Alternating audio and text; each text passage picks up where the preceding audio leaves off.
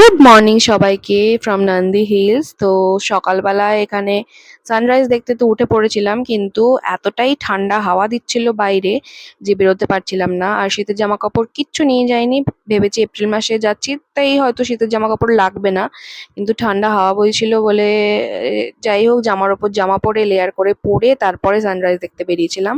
আর এই যে সানরাইজের কিছু ফটো, প্রচুর ফটো তুলেছি ওখানে। নিচে মেঘটা দেখতে কি সুন্দর লাগছে।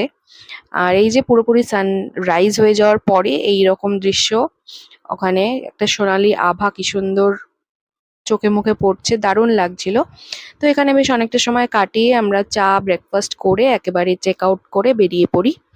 বেরিয়ে পড়ার পরে এই যে আমরা পুরো একদম ইয়ে থেকে বেরিয়ে গেছি, নন্দী হিলসের পাহাড়ের গেটটা থেকে বেরিয়ে পড়লাম। আর এই যে কৃষ্ণচূড়া ফুলে ভর্তি হয়ে আছে গাছ, এত সুন্দর লাগছিল রাস্তাটা। আর এবারে আমরা এসে পড়েছি ঈশা ফাউন্ডেশন, যেটা ব্যাঙ্গালোরে আছে ওখানে।